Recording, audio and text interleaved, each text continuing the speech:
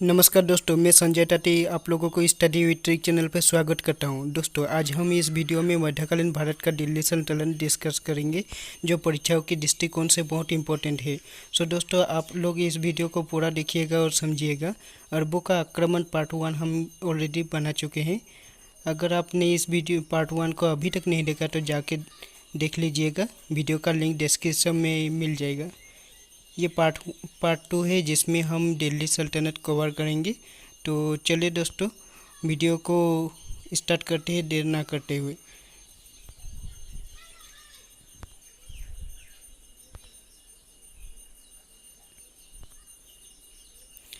दोस्तों, वीडियो को स्टार्ट करने से पहले पार्ट 1 में जो जो हुआ उसका एक ही शॉर्ट स्टोरी बता देता हूँ। मध्यकालीन का दौर चल रहा था। उसी समय अरबों को कुछ लोगों ने भारत पर आक्रमण कर रहा था। उसमें से पहला आक्रमणकारी था मोहम्मद बिन कासिम, जो भारत को लूटने की प्रयास कर रहा था। फिर मोहम्मद गजनबी आया और आकर भारत पर कुल 17 बार आक्रमण किया, जिसमें से सोमनाथ मंदिर पर आक्रमण हुआ जो फेमस रहा। उसके बाद मोहम्मद गौरी आया। फिर मोहम्मद गौरी एवं पृथ्वीराज चौहान के बीच तराइन का 2 युद्ध हुआ और एक साल के बाद गौरी का हत्या कर दी जाती है। इस गौरी का गुलाम ही था कुतुबुद्दीन ऐबक, जिसने दिल्ली सल्तनत की स्थापना की। दोस्तों, दिल्ली सल्तनत में 5 वंश पढ़ने को मिलता है: गुलाम वंश, खिलजी वंश, तुगलक वंश, सैयद वंश और लोदी वंश। हम इस 5 वंशों को एक एक करके डिस्कस करेंगे। पहला आता है गुलाम वंश, जो 1206 ईस्वी से 1210 ईस्वी तक चलता है। गुलाम वंश की स्थापना किसने किया था? कुतुबुद्दीन ऐबक ने। दोस्तों, ये रहा कुतुबुद्दीन ऐबक। कुतुबुद्दीन ऐबक किसका गुलाम था? मोहम्मद गौरी का था। कुतुब मीनार की नींव किसने रखी थी? दोस्तों, कुतुब मीनार का जो नींव है वो कुतुबुद्दीन ऐबक ने रखी थी, लेकिन कुतुब मीनार के निर्माण कार्य पूरा किसने करवाया था? इल्तुतमिश ने। दोस्तों, ये है कुतुब मीनार। लाल बख्श के नाम से किसे जाना जाता है? कुतुबुद्दीन ऐबक को।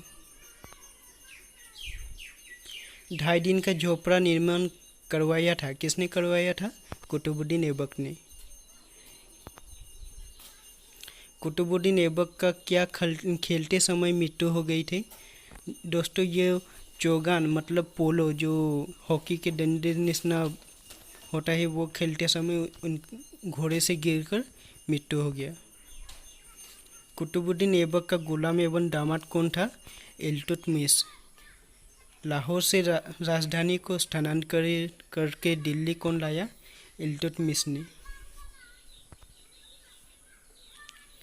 चांदी का टंका तथा तांबे का जीतल नामक सिक्का चलवाया था, किसने? इल्तुतमिश ने। इक्ता प्रणाली चलाई थी, किसने? इल्तुतमिश ने। दोस्तों, ये रहा है इल्तुतमिश। प्रथम मुस्लिम महिला शासिका बनी थी रजिया सुल्तान। जो रजिया सुल्तान थी वो इल्तुतमिश की उसकी बेटी थी। रजिया सुल्तान किसकी बेटी थी? इल्तुतमिश की बेटी थी। रजिया सुल्तान ने किसे घोड़े का सरदार नियुक्त किया था? जमालुद्दीन याकुत को। किसके दरबार में प्रसिद्ध कवि अमीर खुसरो एवं अमीर हसन रहते थे? बलबन के दरबार में। अमीर खुसरो किस नाम से जाने जाते थे? टूटे-हीन मतलब भारत का टोटा। गुलाम वंश का अंतिम शासक था शमसुद्दीन कैमूर। दोस्तों, खिलजी वंश स्टार्ट होता है 1290 ईस्वी से 1320 ईस्वी तक। इसका पहला प्रश्न आता है, खिलजी वंश का संस्थापक था जलालुद्दीन खिलजी। जलालुद्दीन की हत्या करके गद्दी पर कौन बैठा? अलाउद्दीन खिलजी। अलाउद्दीन खिलजी का ये रहा तस्वीर। अलाउद्दीन खिलजी बहुत महत्वपूर्ण काम किया है। उसके जो अलाई का दरवाज़ा निर्माण इसने ही करवाया था। फिर सीरी का किला निर्माण करवाया। भू राजस्व टैक्स बढ़ा दिया था। जमायत खाना मस्जिद निर्माण करवाया था। 1000 खंबा महल निर्माण करवाया था। अलाउद्दीन खिलजी के बाद शासक कौन बना? मुबारक खिलजी, जिसे खलीफा के नाम से भी जाना जाता है।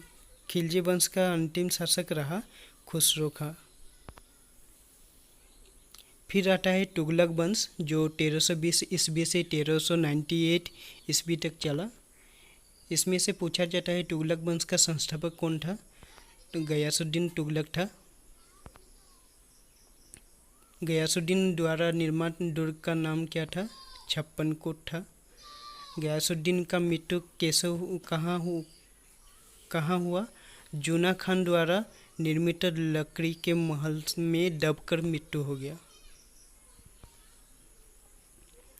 मोहम्मद बिन तुगलक ने कृषि विकास के लिए कौन सा स्टेप अपनाया था? अमीर कोही। मोहम्मद बिन तुगलक का वर्णन रेहला पुस्तक, ये मतलब जो इब्न बतूता ने लिखी है उस पुस्तक में मिलती है। मोहम्मद बिन तुगलक के बाद फिरोज तुगलक का सुल्तान बना। फिरोज तुगलक ने दीवाने खेराड और दीवाने बंदगान की स्थापना की।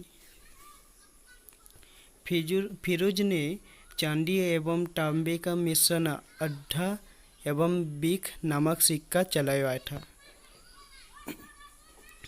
तुगलक वंश का अंतिम शासक था नासिरुद्दीन महमूद तुगलक।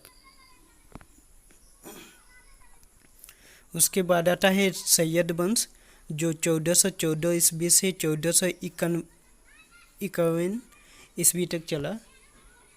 इसका पहला प्रश्न है, सैयद वंश का संस्थापक था खिजर खां। खिजर खां किसका सेनापति था? तैमूर लंका। सैयद वंश का अंतिम सुल्तान था अलाउद्दीन आलम शाह। दोस्तों, सैयद वंश बहुत ज़्यादा इम्पोर्टेंट है, इसमें से कुछ ही प्रश्न आते हैं। इसके बाद आता है लोदी वंश। दोस्तों, लोदी वंश 1451 से स्टार्ट करके 1526 ईस्वी तक चला। लोदी वंश का संस्थापक था बहलोल लोदी। दोस्तों, ये है बहलोल लोदी। बहलोल लोदी अपने सरदारों को क्या कहकर पुकारता था? मकसद ए अली कहकर पुकारता था। बहलोल लोदी के बाद दिल्ली के सिंहासन पर कौन बैठा? सिकंदर लोदी। किसने आगरा का स्थापना की थी? सिकंदर लोदी ने। सिकंदर लोदी का पुत्र कौन था? इब्राहिम लोदी। दोस्तों, ये रहा इब्राहिम लोदी। सिकंदर लोदी का मृत्यु के बाद सिंहासन पर कौन बैठा? इब्राहिम लोदी। किस युद्ध में इब्राहिम लोदी बाबर से हार गया था? दोस्तों, पानीपत का युद्ध जो 1526 ईस्वी में हुआ था। इस युद्ध में इब्राहिम लोदी और बाबर के बीच पानीपत का प्रथम युद्ध हुआ, जिसमें से इब्राहिम लोदी हारकर इसी युद्ध में मारा गया। इब्राहिम लोदी का चाचा कौन था? आलम खां, जिसने बाबर को आमंत्रण किया था युद्ध के लिए। दोस्तों, हम लोग इस वीडियो में दिल्ली सल्तनत का पांचों वंशों से पूछे जाने वाले महत्वपूर्ण प्रश्नों को डिस्कस किया। अगर इस वीडियो को आप लोग PDF में डाउनलोड करना चाहते हैं तो डिस्क्रिप्शन में लिंक दिया हुआ है, आप वहां से जाकर इसे डाउनलोड कर सकते हैं। सो दोस्तों,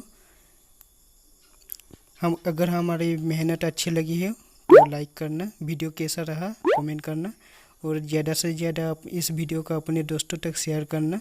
और अगर आप हमारे चैनल में पहली बार आए हैं तो सब्सक्राइब करके साइड के बेल आइकन भी प्रेस कर देना, ताकि हम जब भी नया वीडियो अपलोड करें आपको इसका बेनिफिट मिलते रहे।